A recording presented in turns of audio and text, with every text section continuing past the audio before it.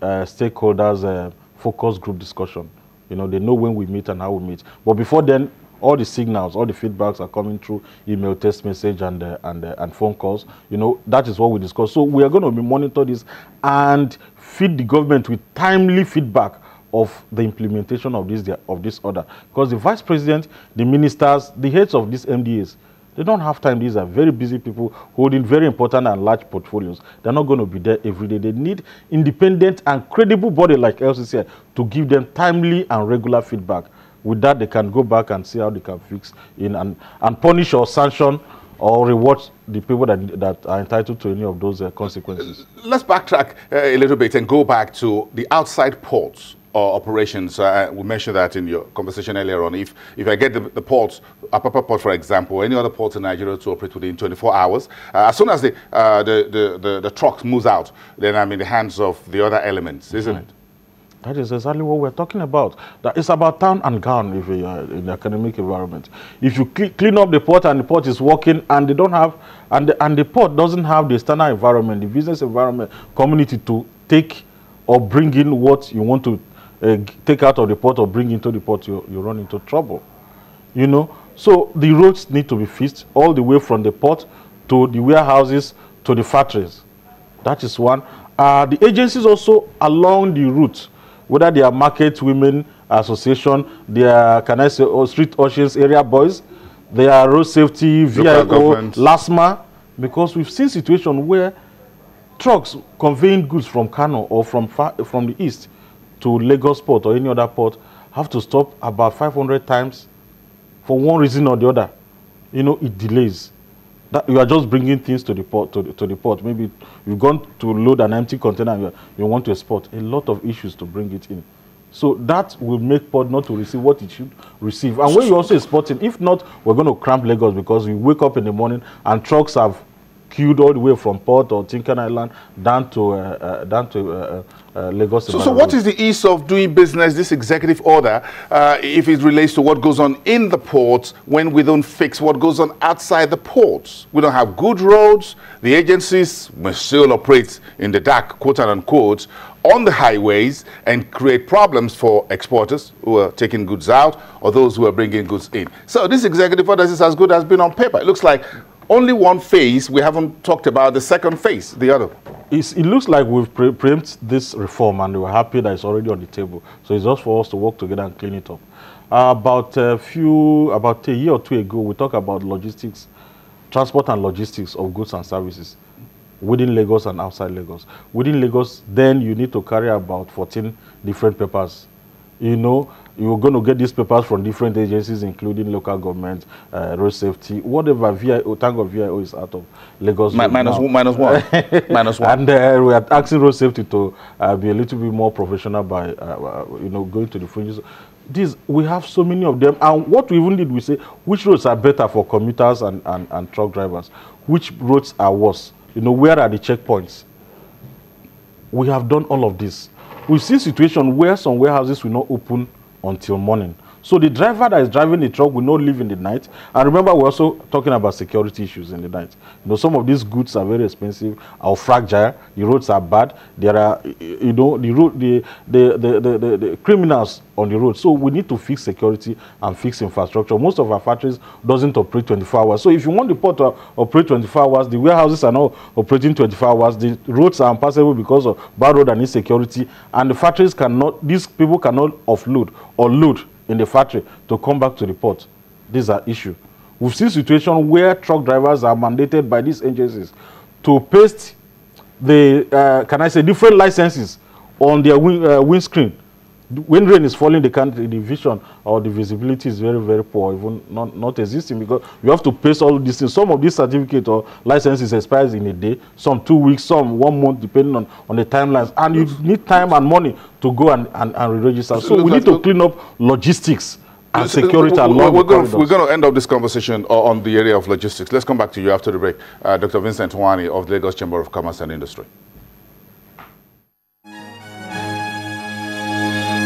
conversation with Dr. Vincent Nwani, who is the Director in charge of Research and Advocacy at the Lagos Chamber of Commerce and Industry. Thank you very much. Thank the you. last part of it.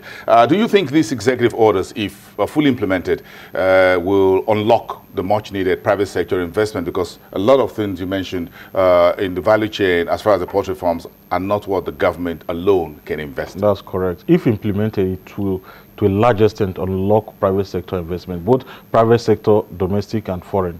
See, private sector, we want to invest. Nigerian economy, the opportunity here is vast, and nothing have diluted it up till now. We need to implement this executive order. In the port or along the port, private sector want to be part of the road construction and maybe tow. We want to be part of the truck call-up system. Build a modest truck park and automate it. We call it truck call-up system. These are private sector ways of investing, you know. And what we just need is this confidence. Let the confidence come back. Investor confidence. Immediately we see that this executive order is not just words of mouth. It's been implemented, and government is monitoring it and tweaking it, you know, tweaking it and measuring, evaluating the results and outcome. Of course, this will incentivize private investors, and they will invest. We've been talking about warehouse. Sometimes we pick these goods from the port, and you are going to somewhere like Ekpe. In Lagos, you cannot pass through certain roads from mainland to island in the day. So you have to wait early in the morning. You will just technically cross before it is 6 p.m. or 7. Before it's 6 a.m. or 7 a.m. You've crossed to the warehouse, maybe at Ekpe or Via or Lekki. You have to stay there and you offload. You have to wait till night again. You cannot cross back till 8 o'clock in the evening. So thorough puts, you can only do one. You can thorough put maybe one in 3 days, which means the guy that is engaging the truck have to pay for 3 days, and the work is just done half a day. These are challenges, and they are very, very obvious, and they are inherent that we are facing. But like I said, this buy-in of the federal government through the executive order, through the ease of doing business initiative and committee, we welcome it, and we'll keep on working with them. And we believe that over time, and short for that matter, private investment will begin. Your report of last year stated that you can block about 1 trillion naira revenue leakage attributed to ports inefficiencies and inherent shortcomings within 12 to 18 months. Correct. Do you think this new orders can give us that? Yes, because if an investor continue to import and export, the duties and the port duties will accrue to government. A lot of infractions and all these things that go to illegal pockets will go. Our thorough puts, our the laden containers, you find out the containers coming into the country, the number is going down. You know, about 90% of them are laden while coming. When they are going, 90-something percent, about 97% go out of this country without being loaded with anything. But things will change. You know, so with that, we believe that port revenue will increase, and that will also improve tax revenue for government. But the more is in the industry, because industry will do better. They will employ more. By the time they do better, they have to pay corporate tax, hire more people, they pay personal income tax to the government, and it will be good for everybody. And government will likely achieve their employment strategy that the acting president have talked about. I'm sure since over the last 10 days or thereabouts, since the executive order has been signed, there have been some discussions, phone calls, what have you, with members of the Lagos Chamber of Commerce. What's the feeling within the private sectors, companies in Lagos that are your members about these new executive orders? What are they talking about? The feeling is that for the first time that we've been able to get this ease of doing business conversation on the table. We've been talking about ease of doing business, Nigeria being 169 out of 185 countries, according to World Bank ease of doing business report in 2016. And the worst measure there, we measured worse in ease of crossing the port, that is ease of doing business in the port. We are number 181 out of 185. That is the last four. We are within the last four, last five. That is our worst matrix out of the 13 indicators. So the private sector, we are excited that for the first time, the conversation is on top of the table, and it looks like government is serious about it, and we're going to collaborate with them to make sure that they succeed and we succeed, because it's a win-win for everybody.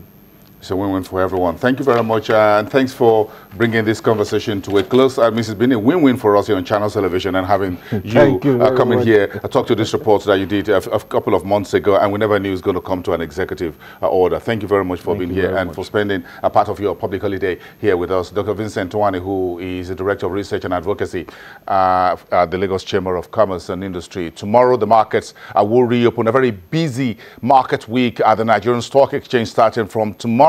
We got about 2 more business days in the month. Then we step into the month of June. We'll unveil all of that for you tomorrow and what is in it for you, what you need to put your eyes on and put on your calendar and in your diary. So until tomorrow when we get back to you at the same time, 10 o'clock in the morning, Business Morning, a fresh edition of the program. Do enjoy the rest of your Democracy Day. We're about 20 years of civilian democracy. Now we're still counting more. I'll see you again then. Do have a great day. Bye for now.